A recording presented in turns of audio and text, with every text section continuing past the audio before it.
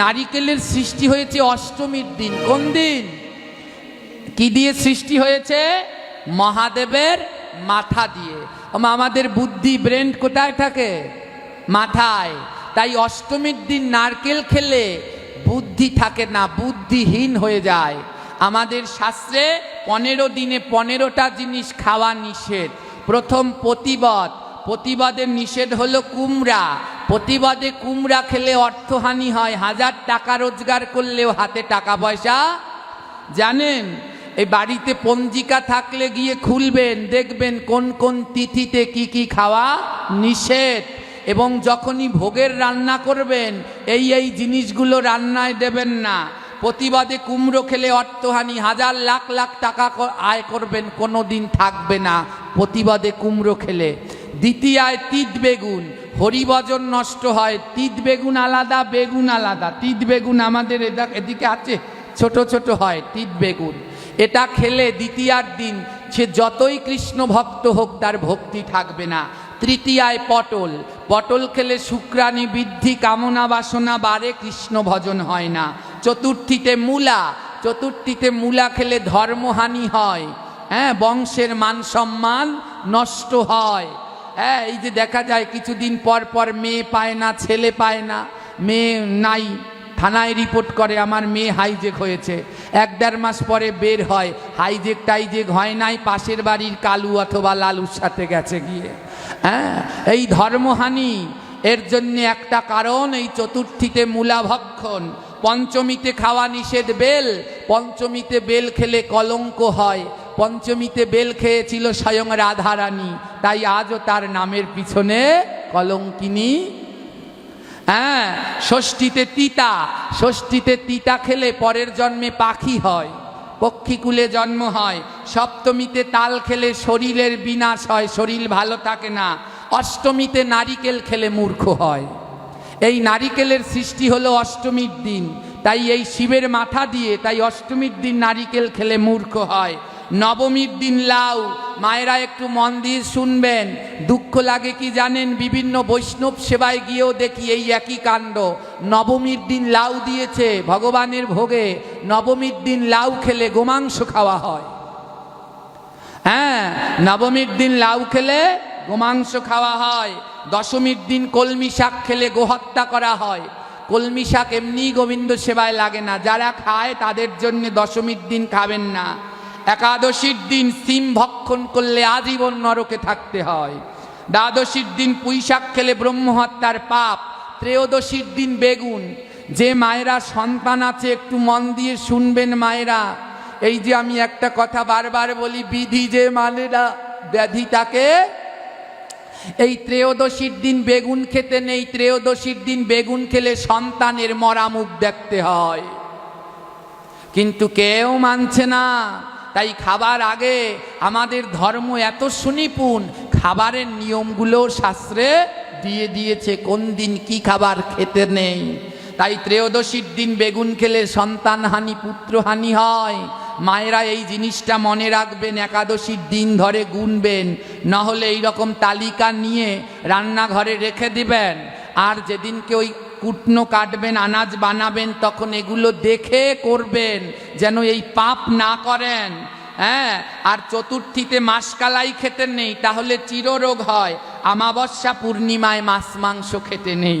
মাছ মাংস তো এমনিতেই নেই, কিন্তু যারা খাচ্ছে তারা অন্তত আমাবস্যা পূর্ণিমার দিন খেয়েও খান। আপনারা ভাদ্র মাসের আমাবস্যা পালন করেন, ওদিনকে কি খায়? রুটি খায় না। শাস্ত্রে বলছে আমাবস্যার দিন মাছ মাংস খাওয়া নিষেধ। আমি অনেক জায়গায় দেখেছি ওই ভাদ্র মাসের আমাবস্যার দিন সব বাড়ি খালি খাসির প্যাকেট, খাসির প্যাকেট, খাসির মাংস দিয়ে রুটি খায়। তো কি পালন করছে? কোন ভাদ্র মাসের আমাবস্যা পালন করছে? এছাড়াও শ্রাবণ মাসে শাক খেতে নেই, ভাদ্রে দধি, আশ্বিনে দুধ, কার্তিকে আমিষ। আর কি খেতে নেই? দুধের সাথে লবণ খেলে গোমাংস খাওয়া হয়। রাত্রবেলায় টক তিতা শাক খেলে দারিদ্রতা হয়। বলছেন এগুলো কি কোনো আমাদের ধর্ম? প্রত্যেকটা পরতে পরতে বিজ্ঞান। এই যে বলেছে রাত্রবেলায় টক তিতা শাক খেলে দারিদ্র হয়, ধর্ম বলছে দারিদ্র হয়, আর ডাক্তারদের কাছে শুনে দেখবেন রাত্রবেলায় টক তিতা শাক খেলে হজমে সমস্যা হয়। হ্যাঁ, তাই এগুলো রাত্রবেলায় খেতে নেই। হ্যাঁ, তো এইরকম আমাদের ধর্ম মেনে কিছুটা মানবেন। এই ত্রয়োদশীর দিন মনের ভুলেও মাগো বেগুন খেয়ে সন্তানের আয়ু কমাবেন না। অষ্টমীর দিন বাচ্চাদেরকে নারিকেল এই যে পাঠ শোনে বলে বাবা শুনি তো, কিন্তু বাড়ি গিয়ে মনে থাকে না। তার অন্যতম কারণ অষ্টমীতে নারিকেল ভক্ষণ করবেন না, অপরাধ হয়। হ্যাঁ, তো এইগুলো দেখবেন। তো নারিকেলের সৃষ্টি হলো কোন দিন? জোরে বলো, কি দিয়ে সৃষ্টি হয়েছে? মহাদেবের মাথা দিয়ে। তাই গোবিন্দ আশীর্বাদ করলেন আজ থেকে সমস্ত ঘটের উপরেই থাকবে এই মহাদেবের মাথা, নারিকেল। হ্যাঁ, তুমি আগে কৃপা লাভ করবে। এবার মা কালী এসে মহাদেবকে বলছে, হে মহাদেব, আমি চিরকাল আপনার সাথে থাকি, আজ আপনি নারিকেল হলেন, আমি আপনাকে ছাড়া কি করে থাকি? হ্যাঁ, আপনাকে ছাড়া কি করে থাকি? ওমা মা কালী মহাদেবের কোথায় দাঁড়িয়ে আছে? বুকের উপরে। হ্যাঁ, বুকের উপরে মা কালী দাঁড়িয়ে আছে না, মহাদেবের বুকের উপরে। মহাদেবের সাথে দুইজন দেবী থাকে। কয় কি কে? মহাদেবের সাথে দুইজন দেবী থাকে, নাম বলুন কে কে? মহাদেবের ছবি তো নেত্য দেখেন, বলতে পারছেন না কেন? দুইজন দেবীকে, একটা হলো মা গঙ্গা আর একটা হলো কালী। কালী দাঁড়িয়ে আছে বুকের উপরে আর গঙ্গা রয়েছে এখানে। মহাদেব শিক্ষা দিচ্ছে নারীদের কেমন করে সম্মান দিতে হয়। এক নারীকে রেখেছে বুকের উপরে, আরেক নারীকে রেখেছে মাথার উপরে। আমরা সংসারে বলে সংসার করলে মহাদেব আর শিবের সংসার দেখে সংসার করবা। হ্যাঁ, আমাদের সমাজে হ্যাঁ ভুল বোঝাবুঝি হয় স্বামী স্ত্রীর ভিতরে। স্বামী যদি স্ত্রীর গায়ে টোক্কা দেয়, হ্যাঁ স্ত্রী যদি স্বামীর গায়ে টোক্কা দেয় দোষ হয় না, স্ত্রী দিলে পরে স্ত্রীর আর দোষের শেষ। বলে মহাদেবকে দেখে শেখো, মহাদেবের বুকের উপরে মা কালী দাঁড়িয়ে রয়েছে, তাও মহাদেব রাগ হয় না। বলে স্বামী স্ত্রী হলে এমন হয়েও, হ্যাঁ এমন হবে হরগৌরীর জুড়ি। দেখেছো কি জুড়ি? তাদের সংসারে কোনো মারামারি নাই। একদিকে মা দুর্গার বাহন সিংহ, আরেকদিকে ভোলানাথের বাহন ষাঁড়। সিংহ আর ষাঁড় এক জায়গায় থাকে, পেলে দি কামড়ে কুমড়ে খেয়ে ফেলে, কিন্তু সিংহ আর ষাঁড় এক জায়গায় এক ঘরে থাকে, তারা মারামারি। হ্যাঁ, দুর্গা কাঠামোটা পড়ে দেখবেন কত সুন্দর, ডক্টর মহানামব্রতের লেখা। দুর্গা কাঠামো অমৃত পরতে পরতে ভরা। দুর্গা পুজো দেখতে যাই, দুর্গার কিছুই জানা নাই। হ্যাঁ, তো এবারে কি হলো জানেন?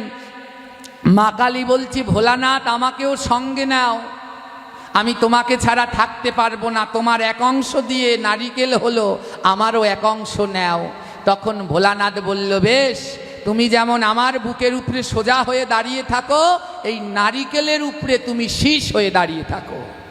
আমার শীষ চেনেন? নারিকেলের শীষ একটা সোজা ডাঁট থাকে, ওটা যদি কেটে ফেলে দেন তাহলে ওই নারিকেল আর ঘটে দেওয়া যায়? ওই শীষটা কেটে ফেললে ঘটে দেওয়া যায়? ওই শীষটা হলো স্বয়ং মা কালী, ওই ভোলানাথের বুকে সোজা দাঁড়িয়ে রয়েছে। হ্যাঁ, গোবিন্দ আশীর্বাদ করলো, যাও কালী, তুমি যখন শীষ হয়ে নারিকেলের সোজা দাঁড়িয়ে আছো, আমি আশীর্বাদ করলাম নারিকেলের শীষ কেটে ফেললে তাহলে ওই নারিকেল আর ঘটে লাগবে না। তার জন্য ওই নারিকেলের শীষটা সোজা রাখতে হয়। অনেকে জানে না, নারিকেলের উপরে সিঁদুরের ফোঁটা দেয়, নারিকেলের উপরে দিতে নেই, সিঁদুরের ফোঁটা দিতে হয় নারিকেলের শীষে, বোটায়। ওটা হলো মা কালী, ও সিঁদুরের ফোঁটা পায়। নারিকেলের উপরে কোনো দিন সিঁদুরের ফোঁটা দেবেন না। ওই শীষে দেখবেন দুর্গা পুজোর সময় শাখা পলা পরায়, ওটা হলো মা কালী, ওই শীষ হয়ে দাঁড়িয়ে রয়েছে। ওমা গুনবেন কয়জন দেবতা? মহাদেব হলো কি? মহাদেব কি হয়েছে? নারিকেল, ওই ভিতরের সাদা অংশ মহাদেব। আর মা কালী কি হলো? শীষ মানে বোটা। এবারে মা গঙ্গা এসে বলে, ভোলানাথ আমার এক অংশ সঙ্গে করে নাও। ভোলানাথ বলে, শোনো গঙ্গা, তুমি চিরকাল যেমন আমার মাথার মধ্যে থাকতে, তেমনি নারিকেলের মধ্যেও জল হয়ে থেকে যাও। মা গঙ্গা হয়ে গেলেন নারিকেলের জল। গোবিন্দ আশীর্বাদ করলেন, গঙ্গা জল ছাড়া যেমন পূজা হবে না, তেমনি নারিকেলের জল ছাড়া আমার কোনো স্নান অভিষেক হবে না। তাই নারিকেলের ভিতরে কি আছে? আর নারিকেলের জল ছাড়া ভগবানের কোনো সেবা হয়? যখন ভোগ দেবেন তখনও একটু নারিকেলের জল দিতে হয়। ভগবানকে স্নান করায় তখনও নারিকেলের জল দিয়ে স্নান করাতে হয়। গোবিন্দ আশীর্বাদ করলেন, এই নারিকেলের ভিতরে সব থেকে সুস্বাদু হবে জল। আমার নারিকেলের ভিতরে সব থেকে সুস্বাদু কি? অনেকে কিন্তু নারিকেল পছন্দ করে না, কিন্তু জল সবাই পছন্দ করে। আর নারিকেলের জল খেলে অনেক রোগ থেকেও মুক্তি পাওয়া যায়। বিভিন্ন জন্ডিস কি বলে, কাওলা টাওলা, এগুলো হলে নারিকেলের জল খায়। তো এই নারিকেলের জলকে জোরে বলুন, মুখস্থ করে যাবেন, আছে এইটা বাসায় গিয়ে যেন বলতে পারেন। নারিকেলকে নারিকেল মহাদেব, আর শীষকে আর জলকে। এবার আসলো যমরাজ। কে এসেছে? যমরাজ এসে বলে, ভোলানাথ আমাকেও সঙ্গে করে নাও। ভোলানাথ বলছে যাও। যমরাজের গায়ের রং কেমন, সাদা না কালো? কালো। হ্যাঁ, তো যমরাজকে ভোলানাথ বলছে, হে যমরাজ যাও, তুমিও আমাদের সঙ্গে থাকতে চাও, তাহলে যাও, তোমার এক অংশ দিয়ে হবে নারিকেলের আইচা। তাই নারিকেলের আইচা ওই যমের গায়ের মতোই কালো। গোবিন্দ আশীর্বাদ করলো, যাও যম, তোমার এক অংশ দিয়ে যখন নারিকেলের আইচা হলো, এই নারিকেলের আইচাও ফেলানো যাবে না। আমি কলিযুগে যখন চৈতন্য মহাপ্রভু হব, এই নারিকেলের আইচা দিয়ে আমি করঙ্গ বানাবো, আর সেই করঙ্গ নিয়ে আমি ভক্তের দ্বারে দ্বারে ভিক্ষা করব। আপনারা ওই যে আগের দিনে বৈষ্ণব আসতো, দেখেছেন? করঙ্গ নিয়ে বাড়িতে ভিক্ষা করতে দেখেছেন কেউ? ও করঙ্গটা কি দিয়ে বানায়? নারিকেলের আইচা দিয়ে। এ হলো জমের মাথা। এই গেল কয়জন দেবতা? হ্যাঁ, 4 জন। এবার আসলো পবন দেব।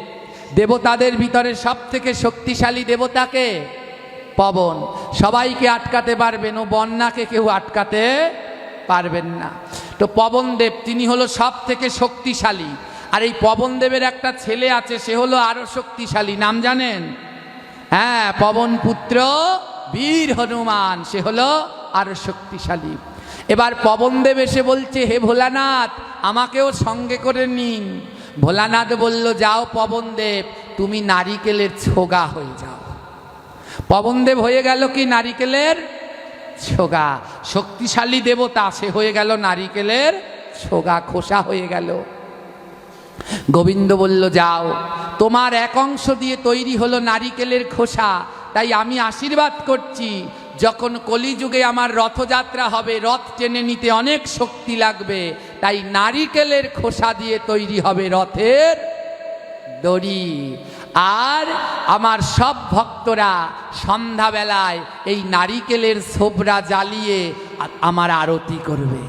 যতদূর পর্যন্ত পবন মানে বাতাস, বাতাসে বাতাসে নারিকেলের ছোবরার ধুয়ো যাবে, গোবিন্দ বলছে ততদূর পর্যন্ত আমি দাদা সঙ্গে সেখানে নিতাই গৌর বলে বিরাজ করব।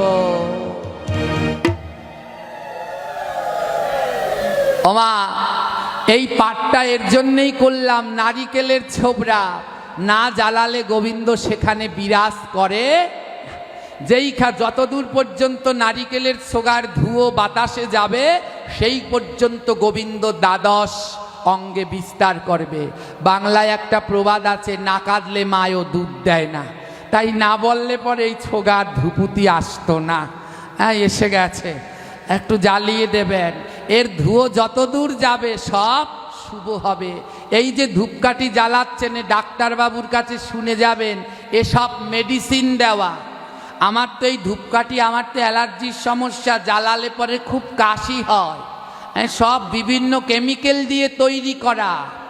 আর এই নারিকেলের ছোবরা ধূপ দিয়ে জ্বালান, দেখবেন মশা মাছি সব মরে শেষ, জীবাণু নষ্ট। আর ধূপকাঠি জ্বালালে সব হয় না। আমাদের শাস্ত্র বিজ্ঞানের কথা কয়। তাই সন্ধ্যাবেলায় সকালবেলায় নারিকেলের ছোবা ধূপ দিয়ে জ্বালাতে হয়। আগের দিনে জ্বালাতো, তাই এত রোগ ব্যাধি ছিল না। এখন জ্বালায় না, রোগের আর কোনো শেষ নাই। হ্যাঁ, জয়নি তাই। ওমা, এই গেল কয়জন দেবতা? 5 জন। এবারে মা অগ্নিদেব আসলো। কে আসলো? অগ্নিদেব এসে বলে কি, ভোলানাথ আমাকেও সঙ্গে করে নিয়ে যান। ভোলানাথ বলে বেশ। অগ্নি, তোমার এক অংশ দিয়ে তৈরি হবে নারিকেল গাছের পাতা। গোবিন্দ আশীর্বাদ করলেন, যাও, এই নারিকেল পাতা ছাড়া আমাদের সনাতন ধর্মের কোনো আগুন জ্বলানো যাবে না। তাই যজ্ঞ করলে তখনও নারিকেলের পাতা, কেউ মারা গেলে সেই আগুন জ্বালাতেও নারিকেলের পাতা, হবিষ্যন্ন খেলে সেখানেও লাগে নারিকেলের। এই গেল কয়জন দেবতা? জোরে বলো। এবার আসলো মা লক্ষ্মী। মা লক্ষ্মী এসে বলে, ভোলানাথ আমাকেও সঙ্গে নিন। মা লক্ষ্মীর একটু অহংকার বেশি, জানেন, সোনা গয়না দিয়ে সারাদিন সেজে থাকে তো।